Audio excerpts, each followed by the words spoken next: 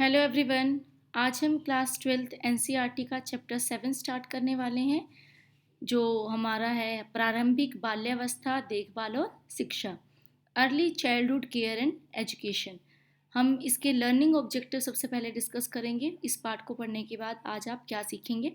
प्रारंभिक बाल्यावस्था यानी कि अर्ली चाइल्डहुड जो है, उसमें देखभाल और शिक्षा के बेसिक प्रिंसिपल, मौलिक सिद्धांतों के बारे में हम पढ़ेंगे।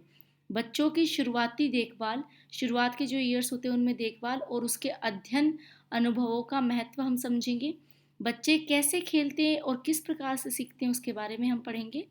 प्रारंभिक बाल्यावस्था देखभाल और शिक्षा में जीविका के लिए आवश्यक जानकारी और कौशलों के बारे में हम पढ़ेंगे आज। तो सबसे पहले हम डिस्कस कर लेते हैं कि ECCE क्या होता है। प्रारंभिक बाल्यावस्था देखभाल और शिक्षा क्या होता है। बेसिकली हम बात करें तो ये एक प्रकार से तैयारी होती है प्राइमरी स्कूल से प्रवेश से पहले। ये इसका मेन एम जो होता है ECC का, ये होता है कि बच्चे का सर्वांगीण विकास हो, चाहे बच्चे का सामाजिक विकास हो, उसका भावनात्मक विकास हो, उसका फिजिकल नीड्स को पूरा करने के लिए एक बेस प्रदान करता है, ताकि आगे की जो लाइफ है उसके लिए स्ट्रॉन्ग फाउंडेशन है कि अच्छी एक मजबूत नींव बना सके। ECC का सबसे पहला कार्य जो होता है वो होता है एक अच्छा एनवायरनमेंट प्रदान करना, बच्चों को एक पॉजिटिव एनवायरनमेंट प्रदान करना, ताकि वो एक अच्छा नागरिक बन सके आने वाले फ्यूचर में। ये जो डेफिनेशन है ये यूनेस्को के द्वारा दी गई है। इसको मैंने आपको आसान शब्दों में समझाने की कोशिश की है। तो आगे हम डिस्कस करते हैं इसके महत्व के बारे में। ECC हमारे जीवन में क्या महत्व रखता है। प्रारंभिक बाल्यावस्था देखभाल और शिक्षा मानव विकास के अध्ययन का एक महत्वपूर्ण क्षेत्र है। आप सब अच्छे से जानते हो कि ECC जो शुरुआती ईयर्स में प्रोवाइड किया जाता है प्री स्कूल्स के द्वारा या फिर मोंटेसरी स्कूल्स के द्वारा, उसका मानव विकास की स्टडीज़ के लिए बहुत ज़्यादा इम्पोर्टेंस है। नन्हे शिशु बहुत छोटी उम्र से सीखना शुरू कर देते हैं। ये सब आप जानते हैं कि बच्चे बहुत ही छोटी उम्र से, यानी कि जब से पैदा होते तब से वो सीखना शुरू कर देते हैं। तो इस प्रकार के एनवायरनमेंट हमें प्रदान करना है बच्चों को, जिसमें वो पॉजिटिव एक पर्सनैलिटी अपनी डेवलप कर सके। ECC शिक्षण सिद्धांत की एक शाखा है, एक ब्रांच आप इसको कह सकते हो एजुकेशन की। यह जन्म से 8 वर्ष के शिक्षण से संबंधित है। जन्म से लेके 8 वर्ष की उम्र तक के शिक्षण के लिए यह संबंधित है, क्योंकि बच्चे का जो सीखना है वो जन्म से ही शुरू हो जाता है। तो ये स्टडीज़ जो हमारी है ECC, ये जन्म से शुरू होती है और 8 वर्ष की एज तक कवर करती है, जिसमें आपके प्री स्कूल्स आते हैं, प्री किंडरगार्टन्स आते हैं, day care, nursery school, nursery education या अर्ली एजुकेशन के नाम से भी आप इसको जानते हैं। उसके बाद प्रारंभिक अनुभव बच्चे के मस्तिष्क, उसके दिमाग पर, उसकी अभिवृत्ति, उसके एटीट्यूड्स और उसके व्यवहार को आकार देते हैं, शेप करते हैं। अब यहाँ आगे मैंने इसको ज़्यादा एक्सप्लेन करके समझाया है। जैसे एक सकारात्मक अनुभव सकारात्मक भावी जीवन का आधार बनता है या भावी जीवन की नींव बनाता है, और जब नकारात्मक अनुभव होते हैं तो वो नकारात्मक परिणाम ही देते हैं। फॉर एग्ज़ाम्पल, एक बच्चे को घर में शुरुआत से ही एक अच्छा खुशनुमा माहौल मिलता है तो बच्चा भी हमेशा खुश रहने की कोशिश करता है और अपने आसपास भी लोगों को खुश करने की कोशिश करता है। लेकिन जिस बच्चे को जन्म से ही घर में नेगेटिव अनुभव या नेगेटिव एक्सपीरियंसेस मिले, चाहे घर में लड़ाई झगड़े के कारण या किसी और की चीज़ के कारण, तो वो बच्चा उस चीज़ से अपने भावी जीवन में भी उभर नहीं पाता है, अपने आगे के जीवन में भी उभर नहीं पाता है। तो ये बहुत इम्पोर्टेंट है कि ECC के द्वारा, यानी कि प्री स्कूल, प्राइमरी स्कूल या किंडरगार्टन स्कूल्स में ऐसा एनवायरनमेंट बच्चे को प्रदान किया जाए जिससे उसकी एक स्ट्रॉन्ग फ्यूचर की नींव आप रख सकें। तो सबसे पहले हम इसमें देख लेते हैं 2 प्रकार की देखभाल यहाँ पे बताने जा रही हूँ मैं आपको। बच्चों की देखभाल 2 प्रकार से की जा सकती है। सबसे पहले तो माता पिता देखभाल करते हैं बच्चे की, जो घर में पेरेंट्स होते हैं, जो नॉन वर्किंग पेरेंट्स होते हैं, वो अपने बच्चे की देखभाल करते हैं। लेकिन कई बार क्या होता है कि जब माता पिता नहीं उपस्थित होते घर में, तो हमें वैकल्पिक देखभाल यानी कि सब्स्टिट्यूट केयर की आवश्यकता पड़ती है। माता पिता के अनुपस्थिति में बच्चे की जो बेसिक नीड्स होती हैं उनको पूरा करने के लिए जो देखभाल की जाती है उसको हम वैकल्पिक देखभाल कहते हैं। ये वैकल्पिक देखभाल माता पिता के अलावा घर का कोई और सदस्य भी कर सकता है। भाई बहन के द्वारा भी हो सकती है, दादा दादी के द्वारा भी हो सकती है, नाना नानी के द्वारा भी हो सकती है। और आपने देखा होगा जिनके पेरेंट्स दोनों ही पेरेंट्स वर्किंग है, हो सकता है आपकी फैमिली में भी ऐसी कंडीशन रही हो, जिनकी फैमिली में दोनों ही पेरेंट्स वर्किंग हैं उनको यूजुअली दादा दादी नाना नानी के द्वारा या फिर बड़े बहन भाइयों के द्वारा देख रेख की गई हो। उसके बाद हमारी दूसरी जो वैकल्पिक देखभाल का एक ऑप्शन है हमारे पास, वो है घर से बाहर क्रेच या डे केयर केंद्रों के द्वारा। और इसमें ऐसी देखभाल भी आती है जो आप मेड के द्वारा भी करवा सकते हैं। आप घर में कोई मेड रख सकते हैं बच्चे की केयर करने के लिए, उसके द्वारा भी ये देखभाल की जा सकती है। अब यहाँ पर मैंने कुछ डे केयर सेंटर और क्रचेस की फ़ोटो डाली है जिसमें आप देख सकते हैं कि बच्चों की ज़रूरत की सब चीज़ें यहाँ पर उपलब्ध है। जैसे रेस्ट करने के लिए जगह है, यहाँ पर खेलने के लिए सामग्री है, खाना खाने के लिए इधर आप छोटी सी कोने में देख सकते हो टेबल भी लगी हुई है जिसकी पूरी पिक्चर नहीं आ पाई है। और यहाँ पर देखिए बच्चे क्रैच या डे केयर सेंटर में खेलते हुए दिखाए गए दिए हैं। तो यहाँ पर पॉजिटिव एनवायरनमेंट होना बहुत ही ज़रूरी है। अब हम सबसे पहले डिस्कस करेंगे प्रारंभिक बाल्यावस्था के बारे में। उससे पहले मैं आपको ये बताना चाहूँगी कि जो हमारी टोडलर अवस्था जिसको आप कहते हैं शैशव अवस्था, वो जन्म से लेकर 2 या 3 वर्ष तक समझी जाती है। उसके बाद हमारी आती है बाल्यावस्था जो हमारी 3 से 8 वर्ष या 2 से 8 वर्ष, आप अलग अलग जगह पढ़ेंगे इसको मेंशन किया गया। तो हम प्रारंभिक बाल्यावस्था की बात करते हैं जो कि 0 से 3 वर्ष या 2 वर्ष होती है। इस दौरान बच्चे नई नई जानकारियां प्राप्त करते हैं, नए नए अनुभव ग्रहण करने लगते हैं, अनेक प्रकार के प्रतीक उनकी स्मृति से जुड़ते जाते हैं। फॉर एग्जाम्पल प्रतीक किस तरह से आप कह सकते हैं, कुछ चीज़ें उनके यादों से जुड़ती चली जाती है। जैसे पापा जब कार की चाबी उठाते हैं तो इसका मतलब है पापा कहीं बाहर जाने वाले हैं। मम्मी अगर कोई नई ड्रेस पहनते हैं तो इसका मतलब मम्मी उसको छोड़कर या उसको साथ लेकर कहीं बाहर घूमने जाने वाली है। तो ये वो अपने यादों से जोड़ने लगते हैं बातें और एक चीज़ का कनेक्शन दूसरी चीज़ के साथ बनाने लगते हैं। केवल अनौपचारिक और छोटी सामूहिक गतिविधियां ही कर पाते हैं। ये कोई फॉर्मल एक्टिविटीज़ नहीं कर पाते हैं, छोटी छोटी इनफॉर्मल एक्टिविटीज़ कर सकते हैं या फिर छोटे समूह में जो गतिविधियां होती हैं वो ये कर पाते हैं छोटे बच्चे। वातावरण के साथ प्रतिक्रिया शुरू कर देता है। वातावरण में जब चीज़ें देखता है तो उनके साथ वो प्रक्रिया शुरू कर देता है और अपना बिहेवियर उसी के अनुसार सेट करने लगता है जैसा उसको वातावरण मिलता है। फॉर एग्जाम्पल रोने से उसको डांट पड़ेगी तो वो कुछ कंडीशंस ऐसे आते हैं जहाँ वो चुप हो जाते हैं, तो वो वातावरण के साथ अपना सामंजस्य बिठाते हैं। इस उम्र में मातृभाषा में शब्द ज्ञान तथा व्याकरण का ज्ञान भी तेजी से बढ़ता है। जो ये प्रारंभिक बाल्यावस्था होती है इसमें शब्द ज्ञान बढ़ने लगता है, शब्दों का ज्ञान ज़्यादा होने लगता है, फुल सेंटेंसेस बच्चे बोलने की कोशिश करने लगते हैं जैसे जैसे वो 2 वर्ष की आयु पूरा करने के समीप आते हैं। 3 से 5 साल की आयु के बच्चे मिश्रित और संयुक्त वाक्य बोलने लगते हैं, मिक्स करके सेंटेंसेस बोल सकते हैं, आधा हिंदी आधा इंग्लिश, और फुल सेंटेंसेस भी वो अच्छे से बता पाते हैं। प्राकृतिक वस्तुओं की समझ बढ़ती है जैसे मिट्टी, जल, पक्षियों, मशीनों और इन सामग्रियों के बारे में उनकी समझ बढ़ने लगती है। ये उड़ता है, अच्छा ये पक्षी है, ये ज़मीन पर रेंगता है, ये कीड़ा है, इस प्रकार से उनकी समझ बढ़ने लगती है। या फिर आप कह सकते हो जानवरों की समझ उनके अंदर बढ़ने लगती है। जैसे कुत्ते को देखकर वो डर जाते हैं क्योंकि कुत्ता उनको काट सकता है, ये उनको सिखाया जाता है छोटी उम्र से। इस उम्र में और अधिक जानने की जिज्ञासा प्रबल होती जाती है क्योंकि बच्चे जो भी चीज़ देखते हैं उसके बारे में पूछते हैं, ऐसा क्यों है, ये क्या है, ये किस प्रकार से।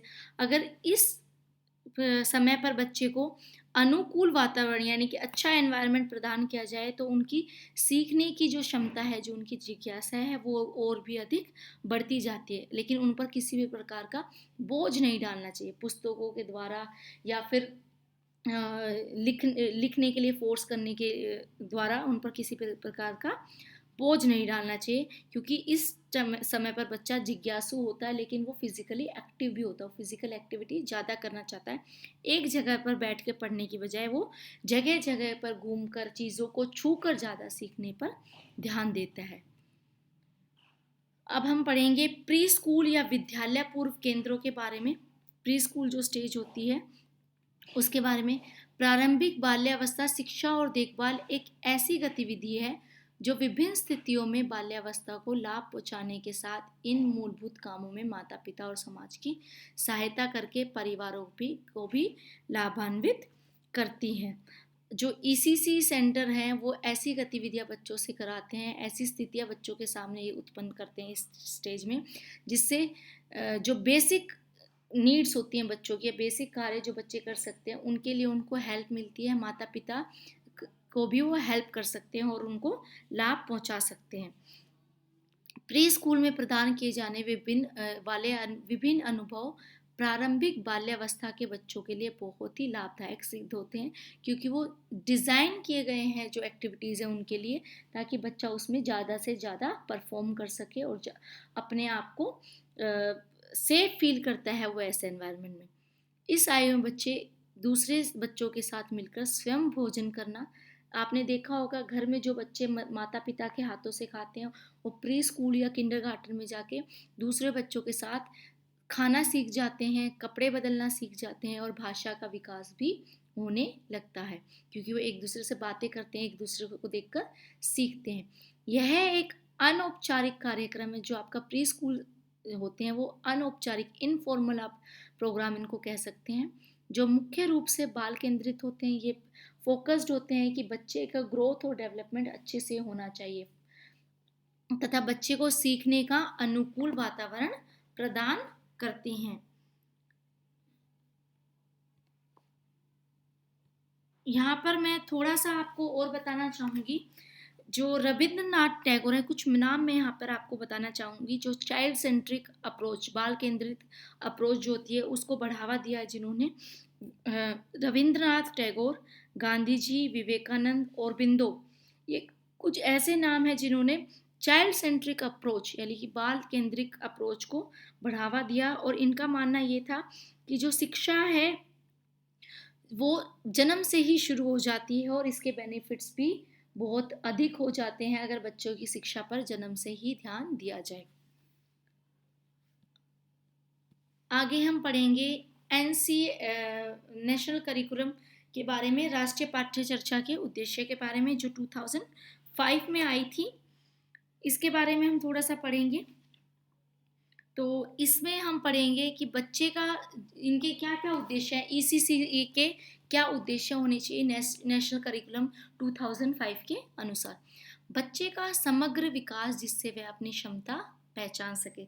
सबसे पहला इसका जो उद्देश्य था ये था कि बच्चे का ऑल राउंड डेवलपमेंट हो, ताकि वो अपने पोटेंशियल को रियलाइज कर सके, अपनी जो छिपी हुई जो शक्तियां हैं उसको पहचान सके और उनका विकास कर सके।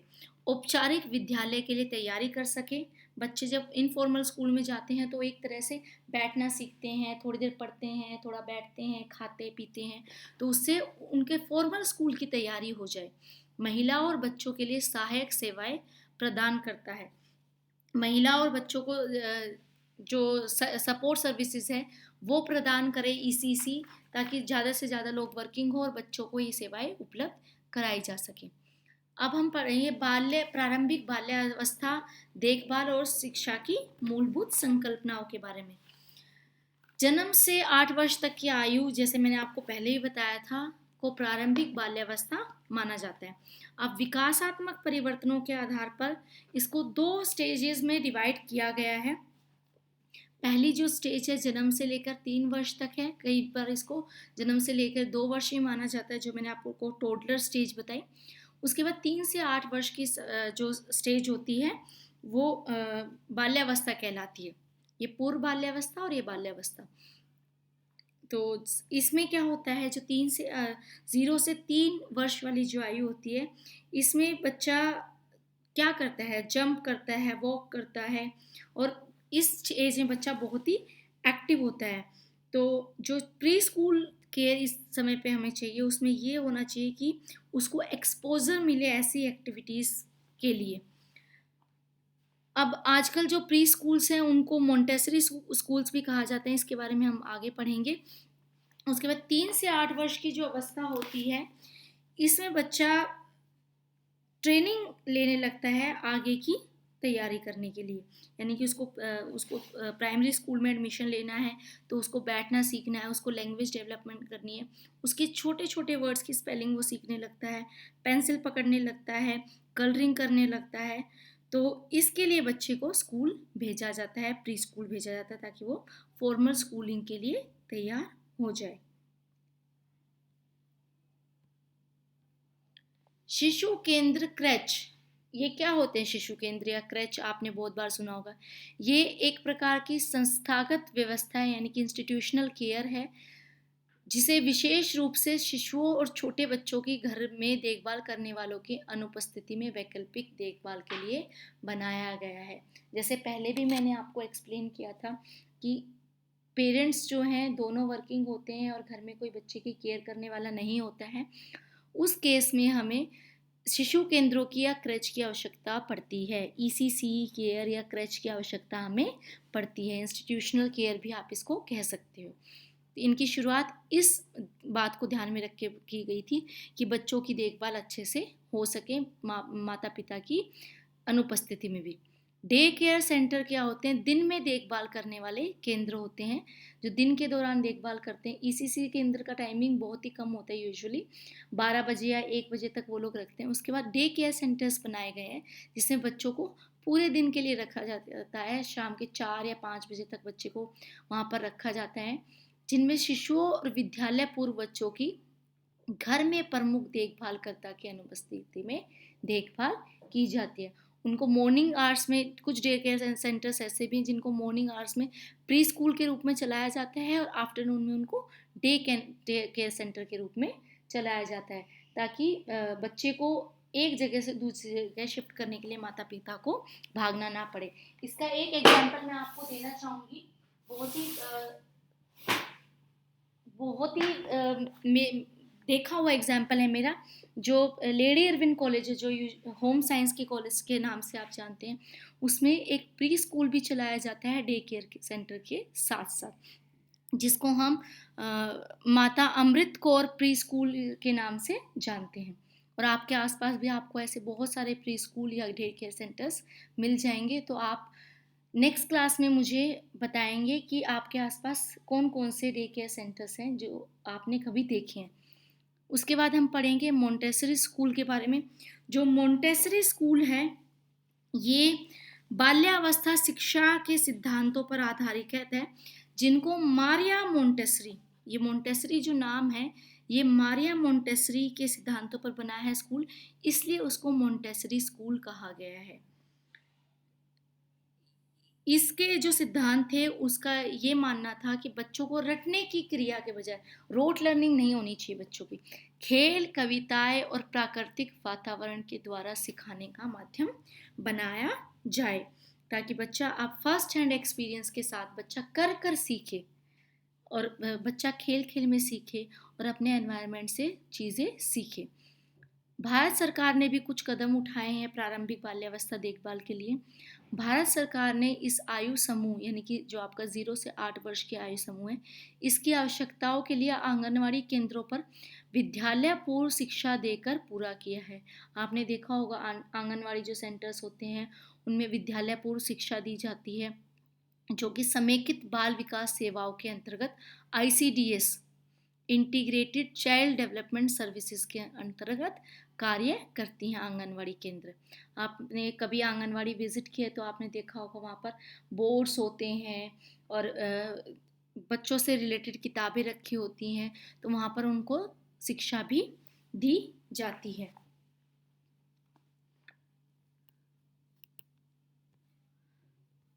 आगे हम बढ़ेंगे बच्चों की शैक्षिक और देखभाल की व्यवस्था के सिद्धांत क्या क्या होते हैं, किन किन सिद्धांतों पर इनकी जो ECC है वो बेस्ड होती है।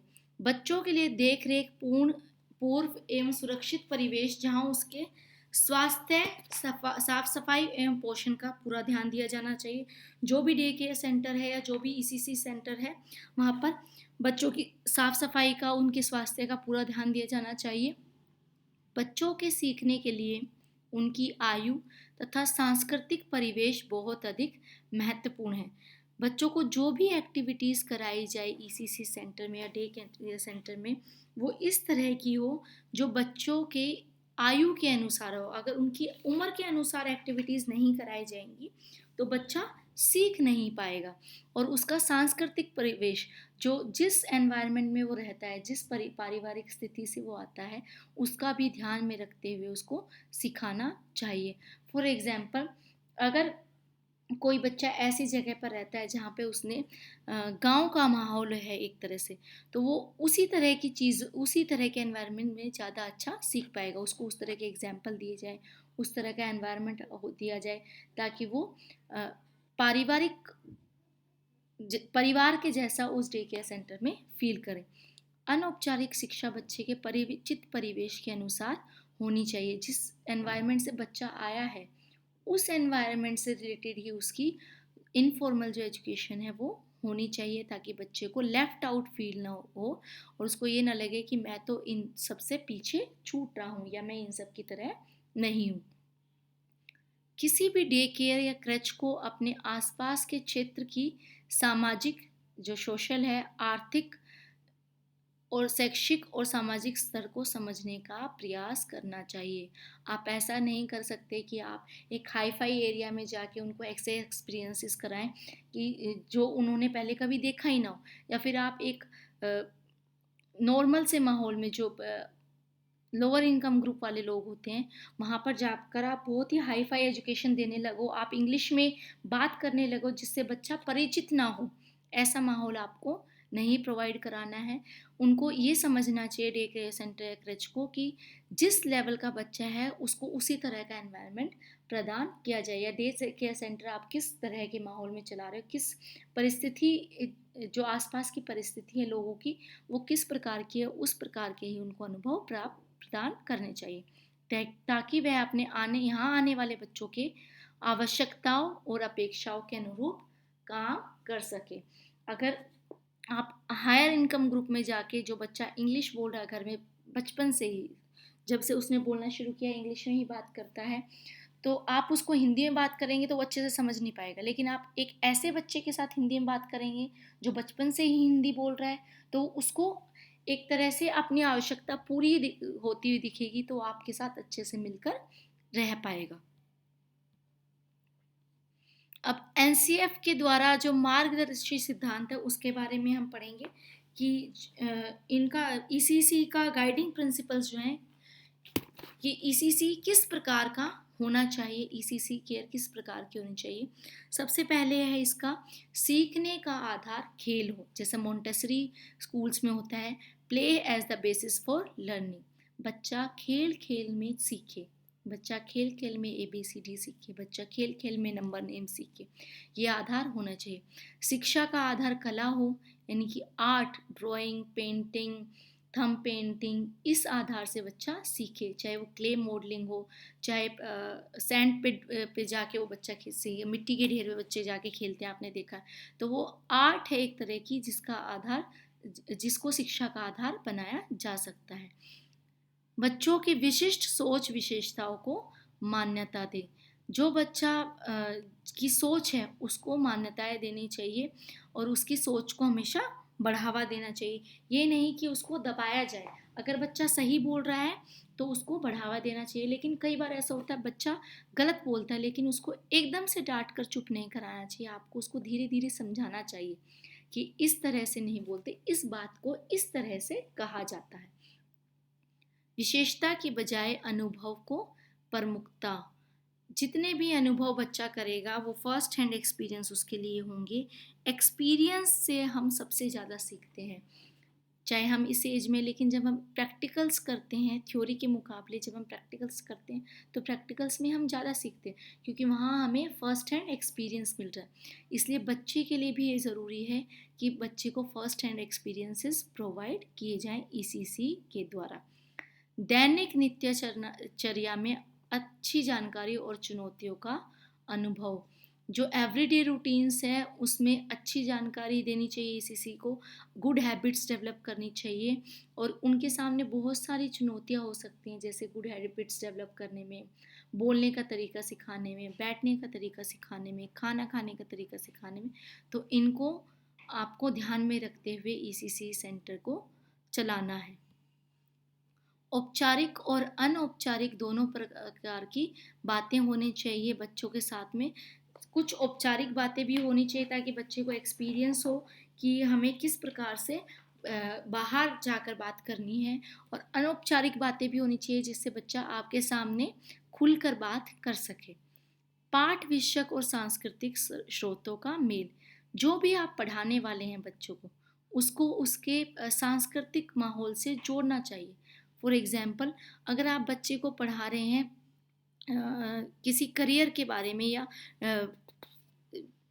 प्रोफेशन के बारे में, जैसे डॉक्टर होते हैं, इंजीनियर्स होते हैं, तो उसके माहौल से जोड़कर आपको उसको ये पढ़ाना चाहिए। आपने डॉक्टर अंकल को देखा है, आपके घर में आते हैं, तो वो ज़्यादा अच्छे से सीख पाएगा। स्थानीय सामग्रियों, कला और ज्ञान का उपयोग, जो आपके पास लोकल मटेरियल्स हैं उनका आपको उपयोग करना चाहिए, और अपनी नॉलेज का उपयोग करना चाहिए बच्चों को अलग अलग एक्सपीरियंसेस देने के लिए। विकासात्मक रूप से उपयुक्त तरीके, लचीलापन तथा अनेकता, जो तरीके विकास के लिए, डेवलपमेंट के लिए बहुत ज़रूरी है, उन प्रैक्टिसेस को फॉलो करना चाहिए। और करिकुलम में फ्लेक्सिबिलिटी होनी चाहिए, नहीं कि आपने एक सेट करिकुलम कर लिया, आज मुझे ABCD पढ़ाना है तो मुझे वो पूरा ही करना है, ऐसा नहीं होना चाहिए। हो सकता है जो आपका ग्रुप है जिसको आप पढ़ाने वाले हैं वो A से D तक उस दिन ग्रैस्प ना कर सके, तो आपके जो करिकुलम है उसमें इतना लचीलापन होना चाहिए कि अगर ABCD उसमें आपने लिखा है तो आप A और B भी पढ़ा सकते हैं, C और D आप बाद में कवर कर सकते हैं। स्वास्थ्य कल्याण और स्वस्थ आदतें, बच्चे को हेल्थ के बारे में अच्छी जानकारी देनी चाहिए, उसको वेलबींग और हेल्थी हैबिट्स के बारे में जानकारी देना बहुत ही ज़रूरी है ताकि वो अपने आप को स्वच्छ रख सके और साफ सुथरा रहे। अब हम पढ़ेंगे प्रारंभिक बाल्यावस्था व्यवसाय के लिए आवश्यक कौशलों के बारे में, कि आपको किस किस प्रकार के कौशल होने चाहिए early childhood care and education की फील्ड में आने के लिए।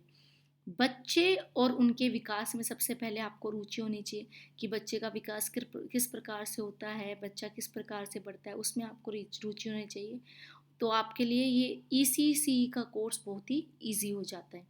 छोटे बच्चों की आवश्यकता और क्षमताओं के बारे में जानकारी होनी चाहिए। आपको ECC कोर्स जब कराया जाता है तो आपको यही सब चीज़ें उसमें सिखाई जाती है। छोटे बच्चों की आवश्यकताओं के बारे में ज्ञान कराया जाता है, उनके पोटेंशियल्स के बारे में आपको बताया जाता है, कैपेबिलिटीज़ के बारे में बताया जाता है। बच्चों से बातचीत करने की क्षमता और प्रेरणा, ये आपके अंदर पहले से भी हो सकती है और आप ट्रेनिंग के दौरान भी ये डेवलप कर सकते हैं। बहुत ज़रूरी है बच्चों से बातचीत करना और बच्चे को प्रेरणा देना, उनको मोटिवेट करना। हर बच्चा एक तरह का नहीं होता, कुछ बच्चे लैक ऑफ मोटिवेशन होते हैं जिनको बार बार पुश करना पड़ता है पीछे से। तो ये क्षमता आपके अंदर होनी चाहिए अगर आप ECC के फील्ड में अपना करियर बनाना चाहते हैं। विकास के सभी क्षेत्रों में बच्चों के साथ रचनात्मक और रोचक गतिविधियों के लिए कौशल, आपको क्रिएटिव होना पड़ेगा छोटे बच्चों के साथ, क्योंकि छोटे बच्चों का जो ध्यान होता है वो बहुत जल्दी टूट जाता है, वो ज़्यादा टाइम तक एक चीज़ पर फोकस नहीं कर पाते। उनको क्रिएटिव चीज़ें चाहिए, उनको अलग अलग चीज़ें चाहिए, उनको रोचक गतिविधियाँ चाहिए अगर आप उनको एंगेज करना चाहते हैं कुछ टाइम के लिए अपने साथ। अगर आप उसके साथ कुछ एंटरटेनिंग नहीं करोगे, क्रिएटिव एक्टिविटीज़ नहीं करोगे, तो बच्चा बहुत ही जल्दी बोर हो जाएगा और उसका ध्यान उस चीज़ से हट जाएगा। कहानी सुनाने, खोजबीन करने, प्राकृतिक संबंधी और सामाजिक बातचीत जैसे कार्यकलापों के लिए उत्साह, आपको उत्साहित रहना पड़ेगा, एंथुसियाज्म आपके अंदर होना चाहिए स्टोरी टेलिंग के लिए। जैसे एक कहानी सुनाते हैं बहुत ही बोरिंग तरह से, एक था राजा एक थी रानी, नहीं, इस कहानी को एक इंटरेस्टिंग वे में भी सुनाया जा सकता है, पोएम के रूप में या पपेट्स का यूज़ करके, या खोजबीन के द्वारा भी आप इसको सुना सकते हो। अच्छा, आगे की कहानी आप बताओ, फिर क्या हुआ, फिर क्या हुआ। इस तरह से बच्चे इंटरेस्टिंग फील करते हैं अगर आप उत्साह से भरे हुए हैं तो। बच्चों की शंकाओं प्रश्नों के उत्तर देने की इच्छा और रुचि, आपने फील किया होगा, आप तो अडोलेसेंट एज में आ गए हैं, लेकिन आपने ये फील किया होगा कि जब आपकी कोई टीचर आपके प्रश्नों के उत्तर नहीं देते तो आपकी इच्छा और रुचि खत्म हो जाती है वो क्वेश्चंस पूछने की। तो ऐसे ही छोटे बच्चों के साथ होते हैं, अगर उनके डाउट्स क्लियर ना किए जाए या उनकी प्रश्नों के उत्तर ना दिए जाए तो बच्चा प्रश्न पूछना ही बंद कर देता। तो ये बहुत ज़रूरी है ईसीसी प्रोफेशनल्स के लिए कि वो बच्चों की शंकाओं को दूर करें और उनके प्रश्नों के उत्तर देने की उनके अंदर इच्छा होनी चाहिए और रुचि होनी चाहिए। बच्चों की व्यक्तिगत भिन्नताओं को समझने की क्षमता, हर बच्चा एक तरह का नहीं होता, सब बच्चे एक दूसरे से अलग अलग हैं। चाहे एक परिवार में दो ट्विंस हैं तो वो भी एक दूसरे से एकदम अलग अलग है। तो ये बहुत ज़रूरी है कि ईसीसी प्रोफेशनल ये समझे कि हर बच्चा एक दूसरे से अलग है, सब बच्चे एक दूसरे से अलग होते हैं, इंडिविजुअल डिफरेंसेस होते हैं और सबकी नीड्स अलग अलग हैं, सबकी आवश्यकताएं अलग अलग है। तो सबको अलग अलग तरह का ट्रीटमेंट एक ईसीसी प्रोफेशनल को देना है। काफ़ी लंबे समय तक शारीरिक गतिविधियों के लिए सक्रियता और उनके लिए तत्पर रहना, अब ये पॉइंट बहुत ही इम्पोर्टेंट है। जो भी ईसीसी प्रोफेशनल होगा वो बहुत ही एनर्जेटिक होना चाहिए, क्योंकि बच्चों के पास बे इंतहा एनर्जी है, उनके पास बहुत एनर्जी है और वो बहुत लंबे समय तक एक्टिव रह सकते हैं।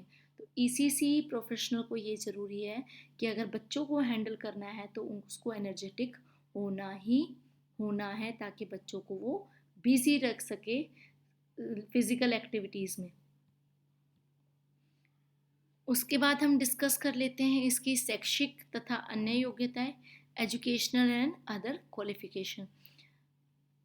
बाल या मानव विकास अथवा बाल मनोविज्ञान विषय में स्नातक की उपाधि होनी चाहिए, अंडर ग्रेजुएट होने चाहिए। आप किस सब्जेक्ट में, चाइल्ड डेवलपमेंट आप कह सकते हैं, ह्यूमन डेवलपमेंट भी आप कह सकते हैं, और चाइल्ड साइकोलॉजी में आपको कोर्स कराए जाते हैं, अंडर ग्रेजुएट कोर्सेज। उसके बाद आप ईसीसी कोर्स के लिए या ईसीसी प्रोफेशनल के लिए क्वालिफाई हो जाते हो। उसके अलावा 10+2 के बाद 1 वर्ष का 1 ईयर का डिप्लोमा कोर्स कराया जाता है, रेगुलर लेवल पे भी कराया जाता है। ये आपके SCERT के द्वारा, दिल्ली में SCERT जिसको आप डाइट्स के नाम से जानते हो, उसमें ECC के कोर्स अवेलेबल हैं, 1 वर्ष का डिप्लोमा होता है। उसके अलावा आप ओपन यूनिवर्सिटी से भी ये कोर्स कर सकते हो, इग्नू से आप ये कोर्स कर सकते हो, या फिर और भी कई प्रकार की यूनिवर्सिटीज़ हैं जिनसे आप ये कोर्सेज कर सकते हो। उसके अलावा नर्सरी टीचर ट्रेनिंग, NTT आपने सुना होगा, ये NTT जो कोर्स है ये भी आप 10+2 के बाद कर सकते हो और आफ्टर ग्रेजुएशन भी आप इसको कर सकते हैं। तो ये कोर्सेज करने के बाद आप ECC प्रोफेशनल बन सकते हैं। जीविका के ऑप्शन क्या क्या हैं इसमें, करियर ऑप्शन क्या क्या हैं ECC के फील्ड में। छोटे बच्चों के शिक्षक के रूप में और देखभालकर्ता के रूप में आप प्रशिक्षित व्यक्ति बन सकते हो, नर्सरी स्कूल में शिक्षक के रूप में आप कार्य कर सकते हो, डे केयर सेंटर क्रच में देखभालकर्ता के रूप में आप कार्य कर सकते हो।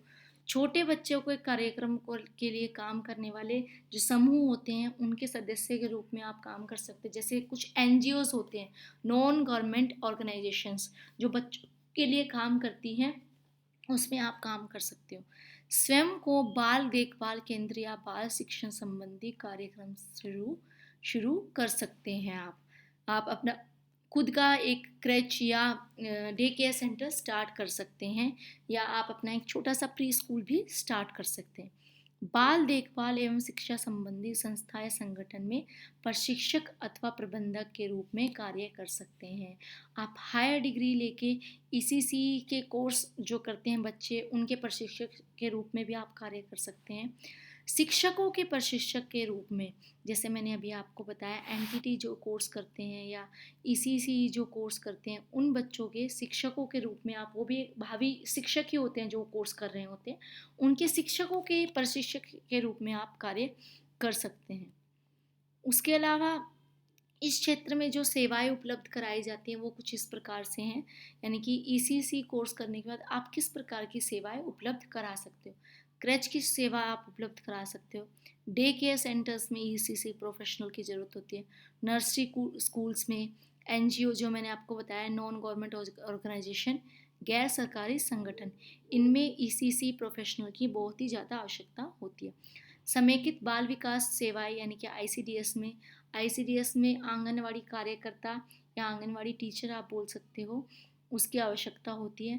प्रशिक्षण संस्थान, जितने भी ट्रेनिंग इंस्टीट्यूट्स हैं जो ईसीसी या एनटीटी की ट्रेनिंग कराते हैं, उसमें आप अपनी सेवाएं उपलब्ध करा सकते हैं। आज का ये चैप्टर हमारा यहीं पर ख़त्म होता है। Thank you for watching the video. Please like and subscribe my channel to get more videos for further classes. Thank you.